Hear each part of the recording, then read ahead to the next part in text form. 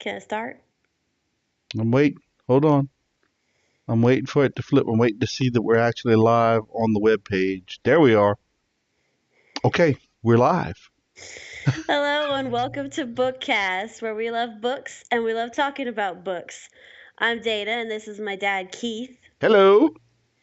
And we're welcome to episode 9. Um Last time we started Ernest Cline's Ready Player One, the first 4 chapters. So we are continuing chapters 5 through 8. So you want to do a recap? Let's see. In the last four chapters, we were slowly introduced to a few of I guess maybe the main path that the book was going to take. I guess is the best way I could say it. Um, it starts out with the world as we know it today being completely different. I believe they're in like 2049 or somewhere in that range, 2045. It's a few years ahead of where we are now, and basically there's a like an energy crisis. Renewable energy isn't where it is today. They've kind of run out and it's kind of corrupted, so there's not as much energy as there was. And because of that, the economy has changed. It's a lot different. You've got people living in mobile homes that are basically, I guess, welded together in what they call stacks. And I forget how high they go 15, 20, maybe. I don't remember how high they actually get. Pretty high though. They get pretty high, but it's just, motor homes that are stacked on top of each other, and that's how people live. Um, it's not the best conditions in the world. Everybody's on hard times. Food is scarce. Just natural resources are scarce. Um, but yet there seems to be in all of this, there is this magical online video game or immersive world called the Oasis that is invented by what's his first name? Yeah, James Holiday? James Halliday. Halliday, not Holiday. I think it's Halliday. Halliday. Halliday. Halliday. Halliday. Um, and this is actually set in 2045. I was close. So it's set in 2045. And basically, this oasis is like a virtual reality world that nearly everyone in the world, billions of people, immerse themselves into because, the common person can't afford train tickets or plane tickets to take vacations, so that they go into this virtual reality world and they take vacations, they wander around, they adventure. There's even a portion of it where they actually can shop, I believe, if I'm not mistaken. Mm. So, I mean, they even have online property and just all kind of things that are available in here. And some of that I might be getting into the second four chapters, I Yeah, I think. was gonna say I'm that's getting ahead actually of it. covered. We get a taste of it in the first 4 chapters, but we get to see more of that in chapters 5 through 8. Well, most of what I covered was chapter one. Chapter two is basically you get to meet Wade, who's a high school student. He's actually gotten to the point where he's not going to real world high school anymore. He's going to high school inside of the Oasis. So that was pretty much the second chapter, and he's got a buddy that he meets, or a couple of people that you meet. One is called, I believe, Ace, and the other one is Artemis. Those are two friends that he meets. H H H. H, and it's pronounced H, but it's spelled AECH. So it's weird. And then the other one is Artemis. That's the female friend. We haven't met her just yet. I don't think we just learned about her. Wade has a crush on her. We haven't She's met her, but he introduces her. She is Yeah. one of the more, and I wasn't going to give that away, but you just did. In the first one, he's got a crush on her. He hasn't met her yet, but she's one of the more famous players of the game. Yeah. Um, and you also learn that Halliday has recently died, and that he has left his fortune basically as part of a treasure hunt in the game. And the first person to find these three keys is the first player that gets his entire fortune, which is the Oasis and trillions of dollars that go along with it. Full control of the Oasis. They own the whole thing. So one person's going to get that reward. So that's been going on as well.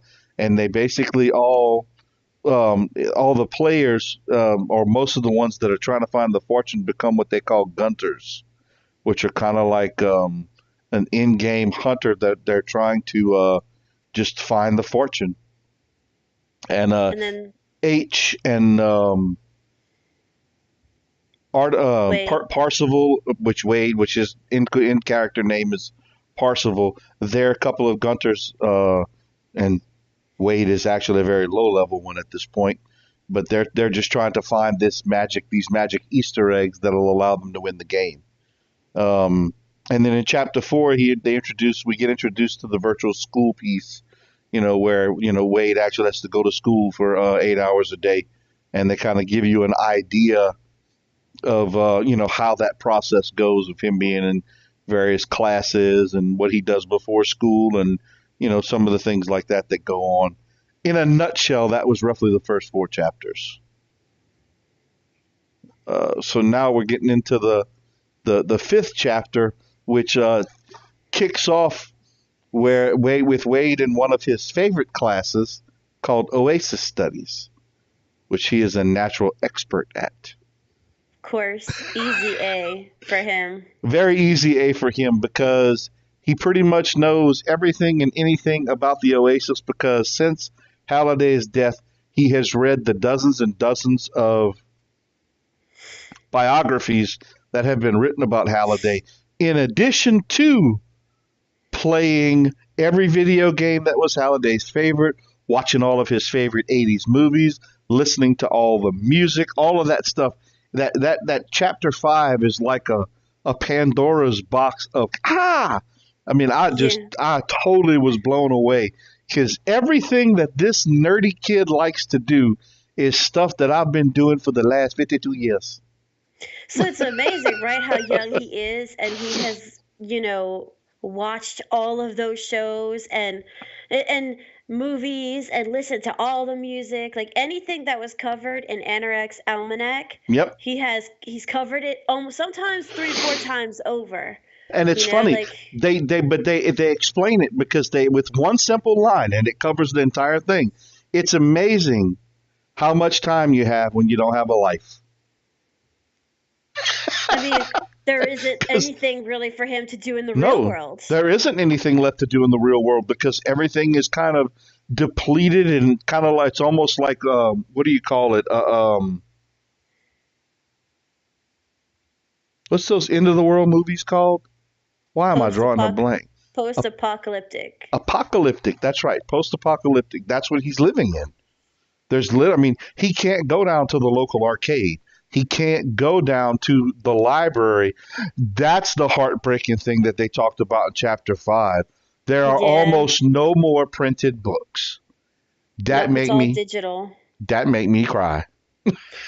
Everything I'm that Wade has telling you. ever learned was in the Oasis library. Yes. And that by itself is enough to make me cry. I And cannot believe because that crap. and because he's so smart and so tech savvy, he was able to like engineer the technology to the old technology to be able to play all of those old 80s games and whatnot, everything that Holiday was interested in. I know. Yeah. So, Yeah, that's just when I read that he had to print out what's the guy's name? The wizard? Anorak's Almanac. When he had to print Anorax's almanac out because there are no printed copies. It's only available virtually, just like most books that are today. I was like, no, that can't be true. I'm glad this is I not a know. real world, but it could happen. It could. That's the That's the scary thing. scary part. We're so close to this kind of thing happening. It's ridiculous. I know it's crazy. I mean, I can't I can't imagine there not being any like physical books to be able to read, like everything digitally. Cuz like I don't really read books digitally.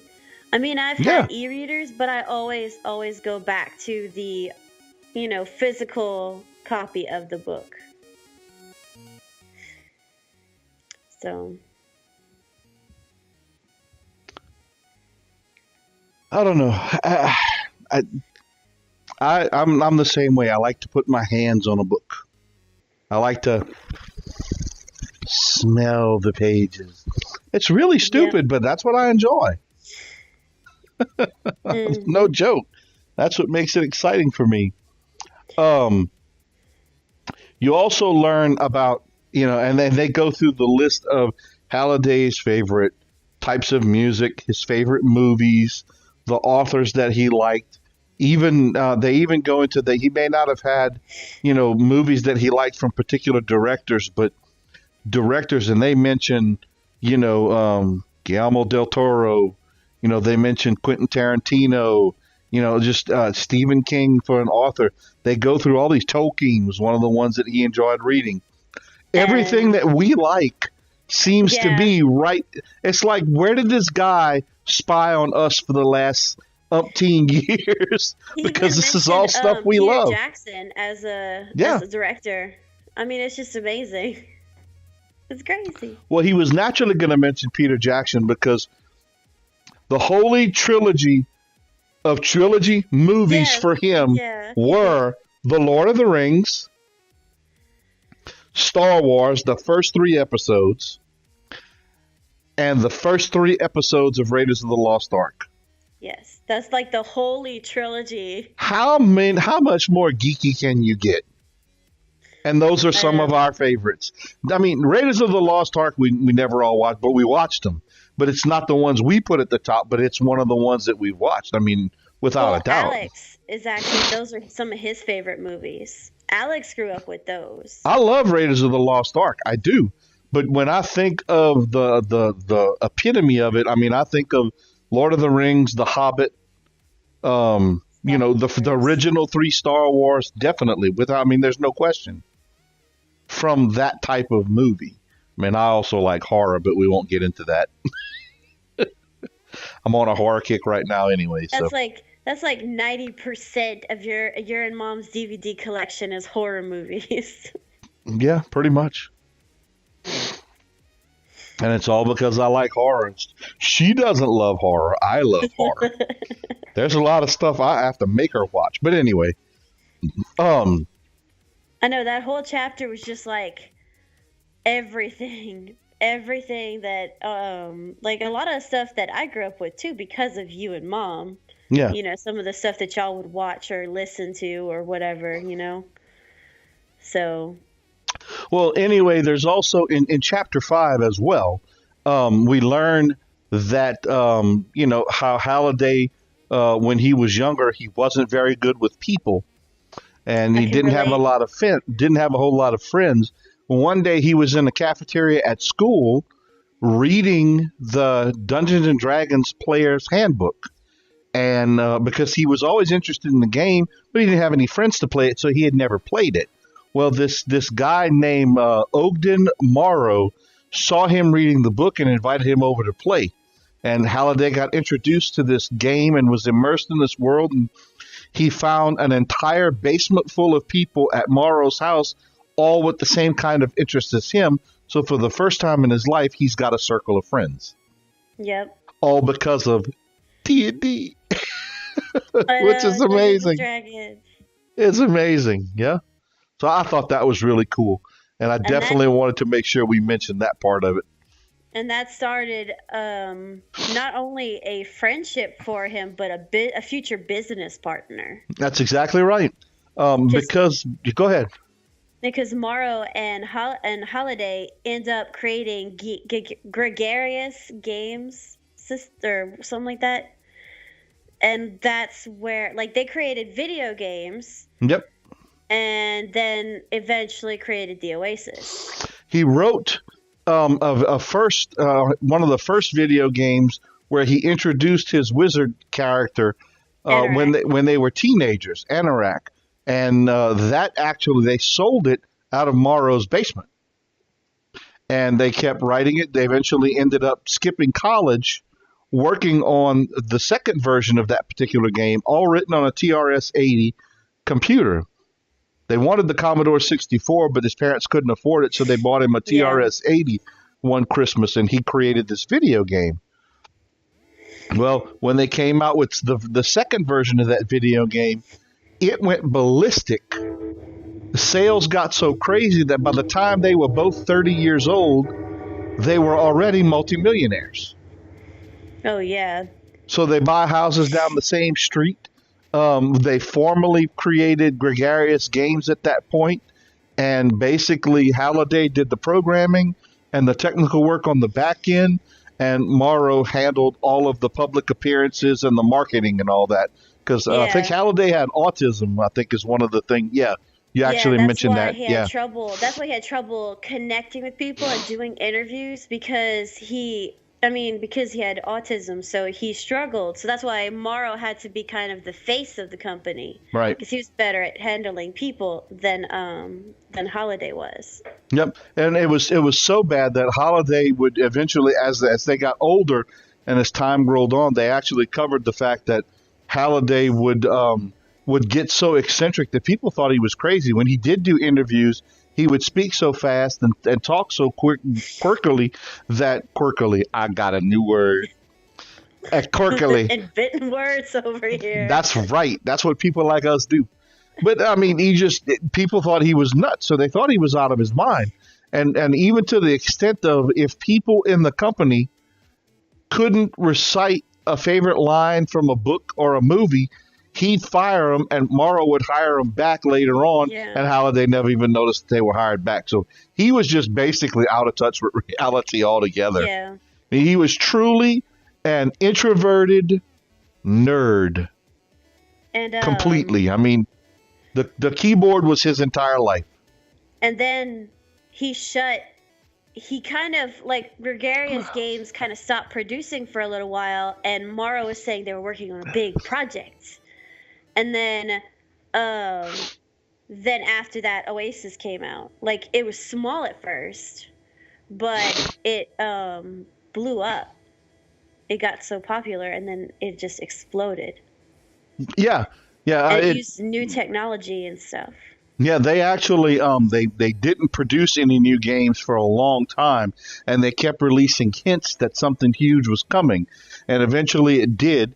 They released the Oasis, which was basically a gaming engine that's based on virtual reality that Holiday invented, but he also invented the goggles that aren't much bigger than sunglasses, and the gloves Gloves. that allowed you to feel and grab things as though you could really feel like you were grabbing a hold of a doorknob or turning a TV channel knob or whatever. Well, most of y'all don't know what that is, but I know turning what that is. turning on a radio or turning on a monitor, you could actually touch and pick up things like books, or you could play video games inside of the video game and just interact with other people. And but the beauty of the technology and the way they explained it is that they released some kind of new processor that allowed it to use every computer connected to the Oasis computing processor to help create the immersive world to where you could have millions of people at one time in an instance rather than just 1,000 or so like a normal video game or a normal MMO of today, which Yeah, is so you like don't right have now to have today. multiple servers or anything. You have, it's all one thing. Yep. It didn't crash or anything like that. Nope. And in addition to that, the rendering, of which I really thought was a cool detail that they threw in there, the rendering of the world through the goggles, it actually used a very, very low end laser and drew everything on your eyeball itself so that it completely encompassed your entire field of vision because it was drawing all of that directly onto your eye, which I thought was that really cool. crazy. I thought that was really cool. But and the biggest thing, the reason why it took off and it blew up, it appealed to people because they couldn't afford vacations on their own. So this was a quick getaway, and it only cost a quarter. I know. For one quarter. For a lifetime membership. Yeah, that's it. That's what I was going to say. For the lifetime membership, it was 25 cents. So that was pretty cool. And even the headset, they gave out like the headsets and stuff for free too. So like all you had to really pay was 25 cents. Yep, that's exactly right. That's exactly right. And And that's pretty much it.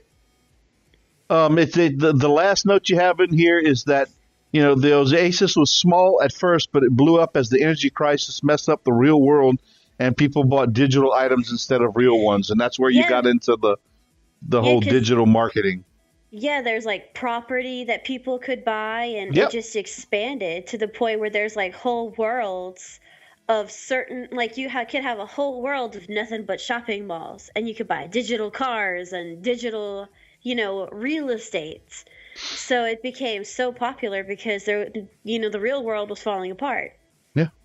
But this way people could get their, consumerism on without having to leave their house. Yeah. It actually allowed people to do their favorite thing, shop. Because that's what people always had loved to do is shop. Hey, Werble, welcome. Thanks for tuning in, man. We appreciate you joining us. Werble just jumped on and said hello. Hello. And that basically is the end of chapter 5. So much. Oh my goodness. Yeah, there's a lot of information that he crammed into that chapter. Wow. It's like, Yeah, I actually had man. to read it twice to make sure I got everything because I love all of the 80s references and the movies and the books and the directors and all that stuff. It's all cool as hell. So, Um, what? no, I was gonna say like now chapter 7, he Nope, 6. 6. Oops. A skip. Chapter 6, he's in his Chapter 6. last class of the day, his Latin Latin. class, his least favorite. He chose Latin because Well, because it's Halliday's favorite. yeah. That was Plus Halliday's. yeah, Yep. everything he chooses, it correlates to Halliday on some level. Oh, pretty much. Just about all of it does. Um, and then because it was something that he already knew, the teacher would go through, the different Latin words so that the students could know how to speak them and understand the meanings and all that of them. And as she'd speak them, it would appear on the board behind her, and with all the different details. And a lot of times, if it's one that he didn't know, in order to learn it quickly, he would recite the old verb um, jingle and sing along from Schoolhouse Rock. And in that particular class, but he knew most of them. Because of that, he figured out a way to hack the system and be able to read a book, because the system would allow you to check out any book from the library while you were in class. And I guess I'm getting ahead of myself again. When you're in class, there's only so many things that the system allows you to do.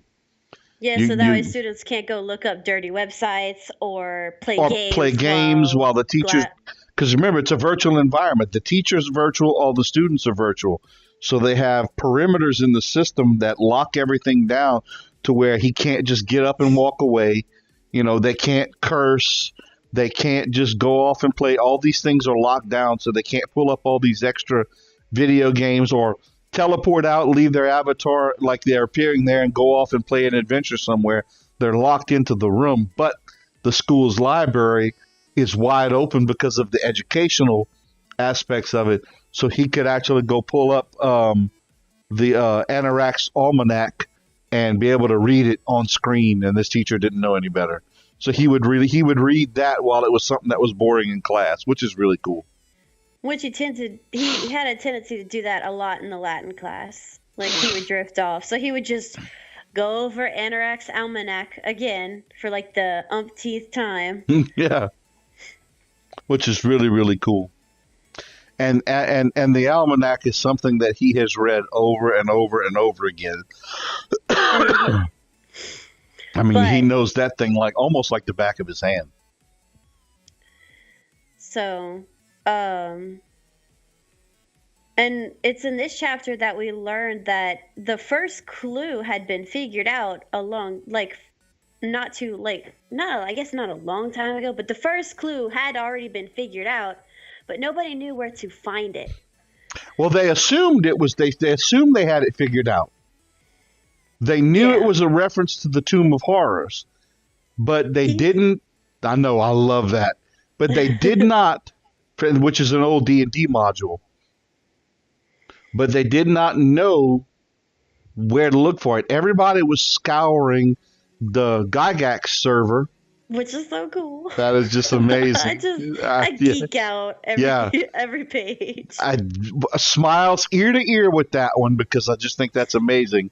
But and everybody knew every D&D adventure that had been recreated on Gygax World except Tomb of Horrors. It wasn't there.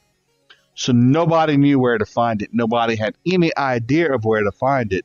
But in his Latin class, he discovers what he thinks might be the answer. That's true. Actually, that's what goes into chapter 7. So we're transitioning from chapter 6 to chapter 7. Because listening to his teacher drone about Latin, he figures out the Tomb of Horrors is located on the planet Ludus, which is where the schools are located. That's like the biggest stroke of freaking luck ever, because he can't afford to travel to any other planet. He can't go anywhere to level up. So, but it still presents a problem, because well, that's true. I'm getting ahead of it again. I always get ahead of everything. Now that he knows it must be somewhere on Ludus, he's got to figure out how is he going to locate it. So he starts scouring the Tomb of Horrors tome, the D&D book, the module, to figure out, what to search for and where it's located. And when he reads it, he finally figures out that you find it by searching for a series of black stones that are arranged in the shape of a skull. And that's the entrance to the Tomb of Horrors. So he realizes he needs to start searching for that somehow on Ludus. How's he going to go about doing that? Do you remember how he did that? Yeah. Well, he couldn't do it during class. Nope. He had to wait till class was over. That's right. And when everybody else disappeared, he just pulled up the module for the Tomb of Horrors, and he also pulled up a map of Ludus, and he just scoured the planet. Actually, you missed one little part. He downloaded a piece of software that allowed him to put in the search perimeters and search for a formation in that skull formation throughout Ludus. And he found it not far from H's school. Exactly. On the other side of the planet.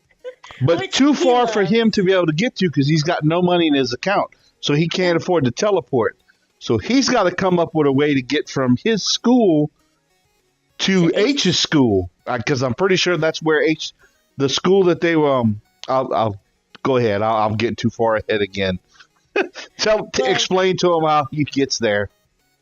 Well, it turns out that the schools on the planet offer free tickets when there's a game of some, because they have all kinds of digital games. They have all kinds of sports, including Quidditch. I knew you were gonna. I'm surprised you didn't type that out here on the blog, because that's big for you. That's big for you. Because oh my goodness, I would totally try out for that team, but for that sport in particular. But it turns out the school offers free tickets to students who want to travel between the schools in order to attend a game. And it just so happens that there's a game at H's school that night. So I wonder what Parsival's going to do tonight. So I wonder. He hightails it to the office, downloads his free ticket, and teleports in, of all the things, in a telephone box, which reminds him of Doctor Who, of course. Which was another awesome reference. No complaints there. And he teleports to H's school, and he sneaks out. And before he heads up, I do remember before he heads there, he gathers up his sword and his little avatar's adventuring gear that he gathered, his little level 3 gear, and he goes to H's school, and he sneaks out. But while he's sneaking out, he does get a call from H, but he doesn't answer that call because he knows if he does and H sees where he's located, he's going to get suspicious. And Yep. even though they're friends, they're both solo gunters. They're not part of a clan. So even though they're friends, he's not going to give H any reason to suspect him. So he comes up with some lie about having some extra homework or something to do, and lets H know that he can't make it for their little marathon. So, and then he sneaks off, and that leads us into chapter 8. Wow, we're moving quickly.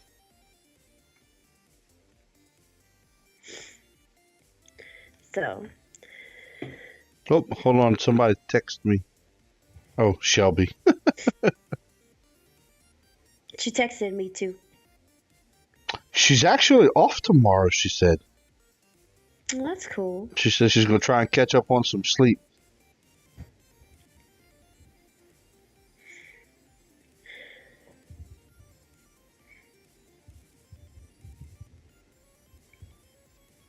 I think Um, so far that chapter 8 is one of my favorite chapters because he actually goes into the Tomb of Horrors.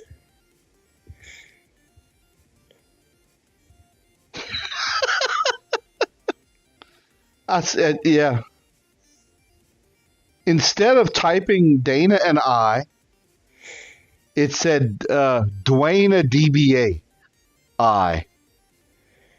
It don't like Cajun typing.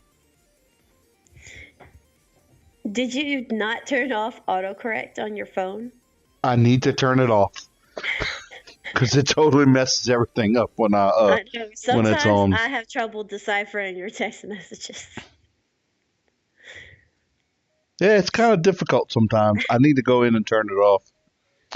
But so we're in chapter 8, and chapter 8 opens up with Wade or Parsival now. I like the Yeah. details because when he leaves the school's grounds where he teleported to, where they're playing the game against, as he leaves the town, as he leaves the boundaries, it automatically turns off Wade 3 and puts his avatar name Parsival. So he's able to completely hide his true identity when he ventures out into the real world. And as he's moving towards the Tomb of Horrors, he actually dons his shield, his sword, his armor, and he gets ready for battle because he's going into an adventure area. So he's trying to be Now, prepared as he can. he knows this module by heart because, of course, you know, um, it's a holiday thing, so he'll have studied it inside and out. So he knows this whole dungeon by heart. And he well, not only that, but he also has the actual adventure up on his screen, so he knows based on the map where all of the traps are, where all the monsters are, if Halliday did not change anything around. Yeah, because there is That's the that. key. There's a possibility that so not only does he have a lot of it committed to memory, he's got it guaranteed no mistakes because he's got the maps and everything up on his screen. He's got everything at his fingertips that he could possibly need. No mistakes. He is determined to find this freaking key. hmm And he does have to be careful because if you die, you lose all your stuff. And Well, and you lose he your can character. always, You lose everything. You yeah, can't. everything. Parsival is gone. He can come back in, but he's got to create a whole new character and start back off as level 1. So he's extra careful as he enters the Tomb of Does Horror. he create a new character or does he just lose his stuff? I don't remember. No, I think it's everything. His character, he would have to create a whole new avatar, and then he wouldn't have any of the stuff that he had before. The The little reason bit of stuff he does have. the reason I'm saying it differently is because he talked about um, being able to constantly come back in and regain the experience going back there. Like he'd get to keep the experience, but you don't because the character dies.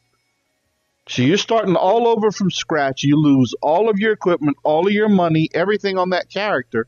But the way they wrote it, they made it seem like he does get to keep some stuff, or maybe I just interpreted it incorrectly.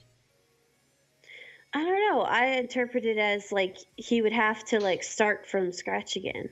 That's how he made it seem. Yeah, but if you remember right, he says, "Well, I can just."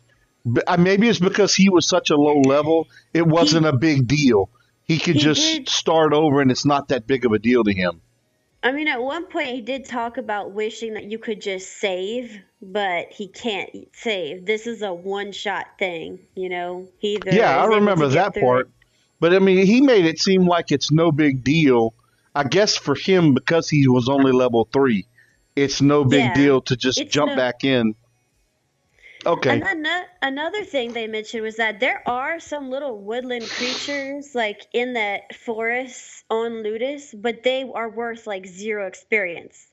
And he's like, he knows because he's tried. Like trying to kill some Try to little kill him to bunnies and level up. squirrels, Yeah. and he doesn't get any experience from it. Right, right.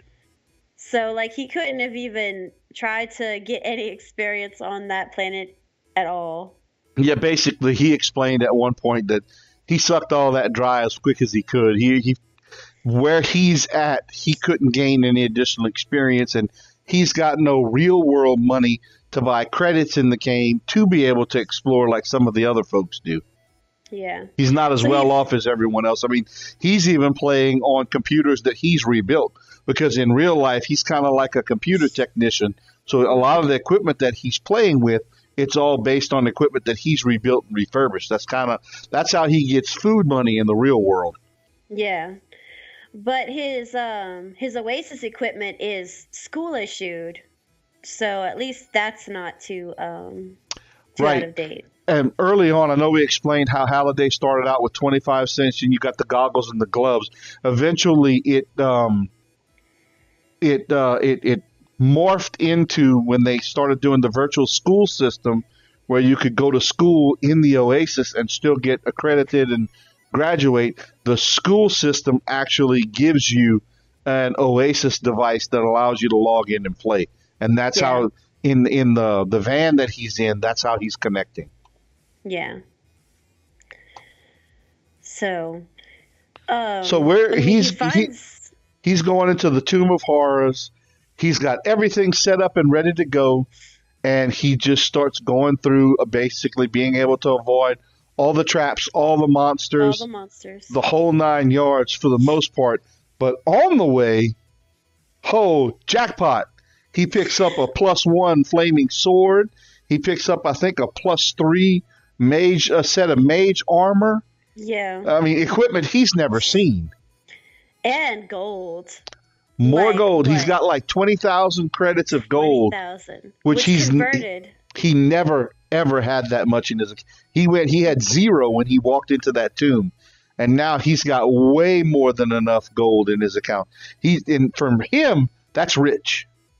Yeah, because what this means is if he's able to make it through this dungeon, then he'll have enough credits to go off world Exactly. and go to other places that he can level up and possibly find more clues to be able to figure out the Right. rest of the of Instantly, his yeah. chances are increased to be able to find the next clue if he's successful finding this clue. But already his chances are improved because of the Yeah. loot that he's picked up. And he can't even, the bag of holding he has, he actually has to leave some of the gold behind because he doesn't have enough in his bag of holding to be able to carry it all. But it's Yeah. still more than he's ever had before. Yep. So his problem is going to be will he be able to defeat the Lich at the end of the dungeon? And Well, is it he doesn't think he Azrak? doesn't think he's going to be able to, and I think that's correct. I think it's Azarak. Azrak?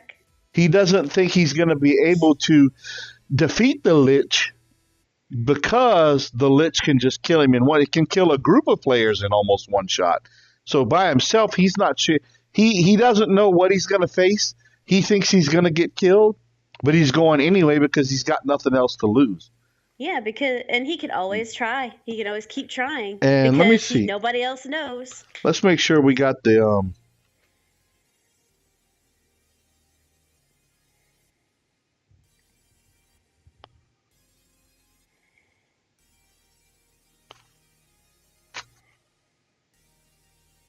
just making sure we got the name right. Asarak. Do they actually have the pronunciation? I forgot if they had the pronunciation of it in the book.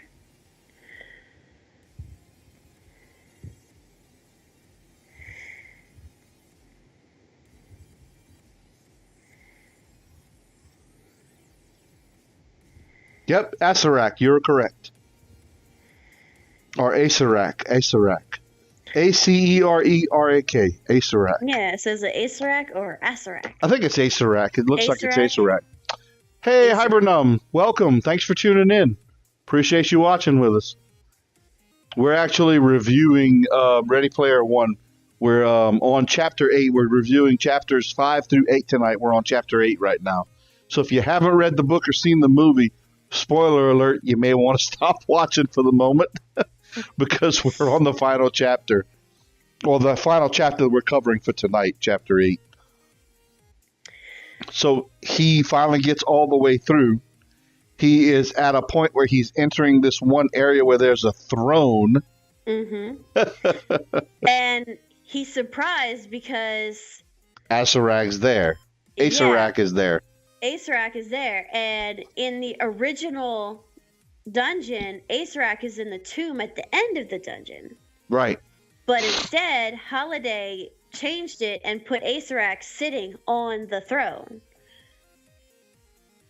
So, like, what's Wade going to do now? So he's got his hand on his sword, and he's like, in his mind, he's like, yeah, this is pathetic. He put his hand on his little +1 flaming sword, but he's like, this lich is going to one-shot me with one eye closed. I mean, he can kill me instantly.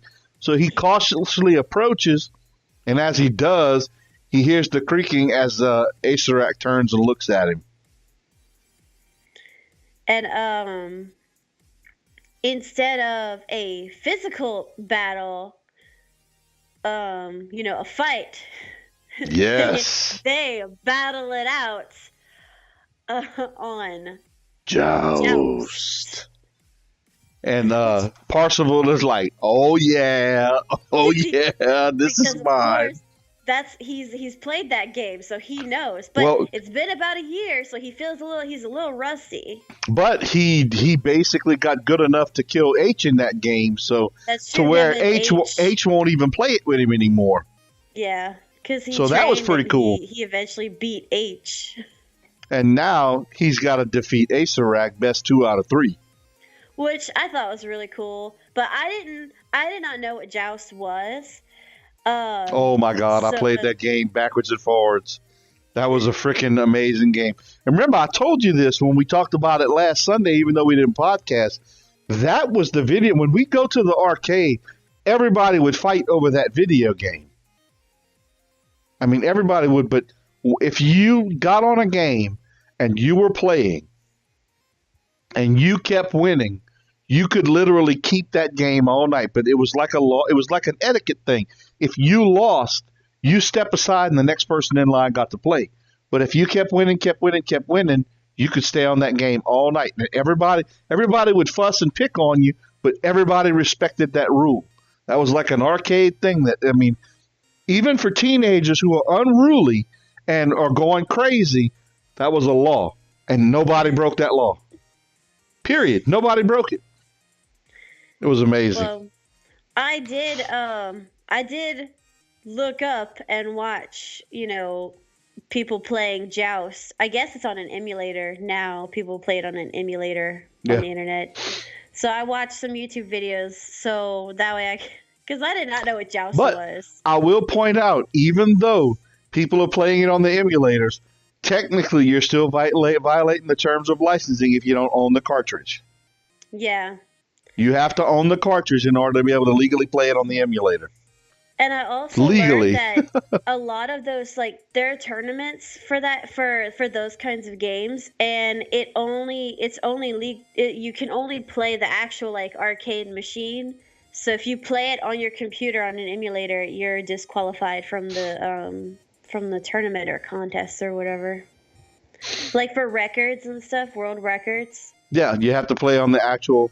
But there's actually a video game company. There's only one, and I think it's out of Boston or somewhere from the Northeast, that actually you can buy for about $1,300 per. You can actually buy one of the old arcade, the actual console itself, the Yeah, whole the the video arcade game machine. machine. Yeah, you can actually buy that machine yourself You and put don't it up in s- your house. you don't really see too many arcades like anymore, you know? No, no, I mean even at the mall when where they had Aladdin's Castle, I don't even think that's there anymore. You don't just. It's very very few places that have them anymore, and that's a Yeah. sad thing. That for me. That's as sad as Barnes and Noble and bookstores going away and everything's available electronically. Same type of depressions gonna set in. Hmm. It's sad. It is sad. I mean, you may not remember it, but there used to be a video game store or a computer game store long before GameStop and all these others called Babbage's. And No. Babbage's used to have an arcade in the back of the store. In the front of the store, you had all the games that you could buy and all that, and in the back there was an arcade where you can go and play and try out any of the new games that they were selling. It was really cool. It was at the mall, huh? I was little. I was so little. Yeah, yeah. Babbage's was at the mall for years. But I kind of remember it.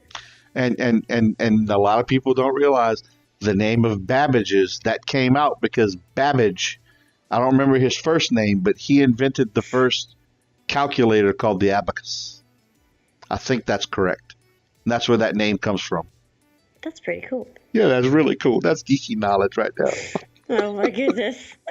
Look it up. I think I'm correct on that. I may have it slightly wrong, but I'm pretty close to that. I think it's Babbage that invented the abacus or the first computer or something about the first type of modern computer, which I think is the abacus. It was just basically a counting device. That is Foco. Oh my goodness. That's right. Geek moment. Ah! So, Anyway. anyway, Wade is a bit rusty on his joust skills, Yes. but so I think he loses the first round, but they have a best 2 out of 3 kind of thing going. So he wins a round, well, Asarak wins a round, and then Wade wins a round, and then Asarak shakes his hand and they go for one more round. And for a moment, Wade has this moment where he feels like he might be playing against Holiday himself. Or he feels like it, yeah. Yeah. So, and then they play for a final round and Wade wins. But they actually switch sides because yeah, that's true. Wade prefers to play on the left rather than the right. So he asked him if he minds switching, and he says, "No, not at all." So they switch, and the key point is that the final round was twice as long as the first 2 rounds put together. So it was really competitive, and they were both really on their game. But Wade ends up winning. Parsifal ends up winning in the end with no lives left. That was a close call. Very close call.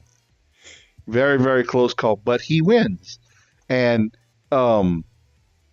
Asarak gets so upset that he smashes the arcade game and breaks it up into a bunch of little pieces. Yeah. But then he turns around and he says, "Congratulations." And then he metamorphs Yeah, as he he's saying that. into Anorak. Yep. Oh my goodness. He morphs right into Holiday's old avatar. And so I thought that was cool. That was really cool, and it confirms that they all thought that the wizard was still in the game somewhere as an NPC, and this is proof that he is, because he appears and he hands him the copper key. Yes. And Well, actually, he also gets... there's the Star Wars fanfare going on in the background when Princess Leia hands out the medals to Han and Luke. And I have to go back and watch it because I don't remember Chewbacca not getting a medal, but apparently Chewbacca didn't get a medal. He mentioned that. He's like, yeah. And I'm going to rewatch that movie just to see that at the end. Oh my goodness. But anyway, he gets, not only does he get the copper key, but I forget how many credits Oh, extra a lot. credits get applied to his account. But it's like it's a miracle they're all there. So with even without the bag of holding, they get converted, and he's got these in-game coin now. So he's filthy rich at this point. Yep. So now he can really go out there and level up.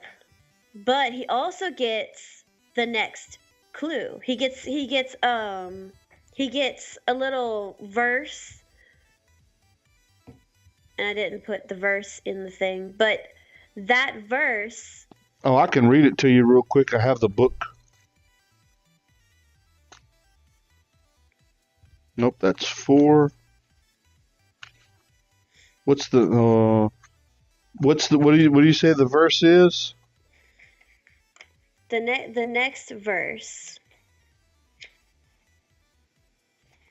Oh my goodness. Huh? It's not in bold. No, it's not. Okay.